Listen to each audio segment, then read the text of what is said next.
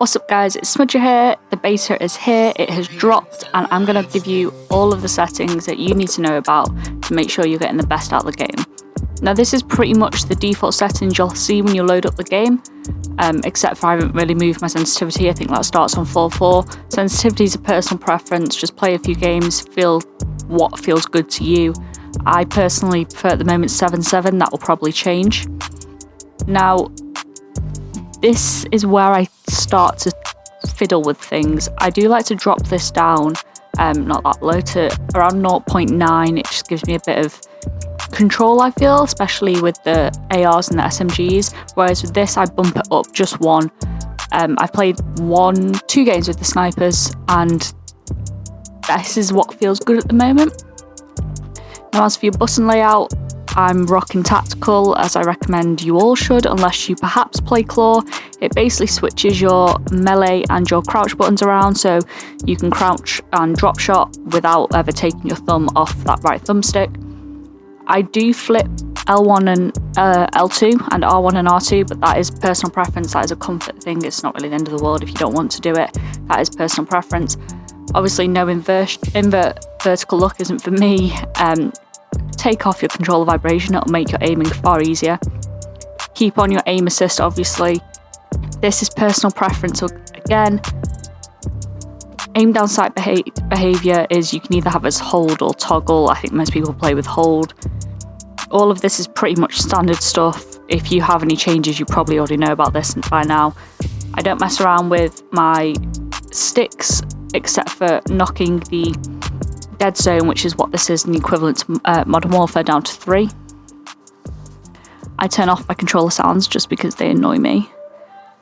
Now you can have auto sprint enabled. I've played the last few games with it enabled, and honestly I think I might keep it disabled going forward. It is going to be personal preference. I just feel like I move a bit better with it. Maybe I'll change my mind when the Warzone side of it drops, and let's see how that goes. And then if we click down to equipment behavior, you can have it as hold or toggle. I know quite a few people prefer toggle for some reason. I can't really get behind that in the nicest way possible. And then if we move over to graphics, this is where things are going to get interesting. So I don't have any colorblind on, but my field of view, I currently have it at 90. And this is a middle ground that I've changed at every game pretty much, and when I bumped it all the way up to 120 I actually lost some frames and there were some graphics issues, which it does actually tell you values greater than the default might result in lower frame rate. The default for consoles is 60, so anything above that is going to be different, and field of view essentially gives you a wider scope on your screen. You can see more of the map, see more of the enemies popping around those corners. So I definitely recommend bumping it up if you can. If you find yourself losing frames, just drop it down a couple and you'll probably be alright. Please disable motion blur. It makes everything so much easier with it disabled. Now, as far as this goes, I've reset this all so you can see what I'm doing. I keep my master volume at 100. I drop down the music to around 50, and I drop down the dialogue to around 70. This will change depending on what I'm doing in game, and I'll drop down this just a few as well, just because there is quite a bit of cinematics going on. And then bass, is it bass or bass? Bass is the fish, it must be bass. Bass boost is my chosen one. I keep the hit markers enabled. All of this is just voice chat and stuff, it's not really important. And then that's pretty much it.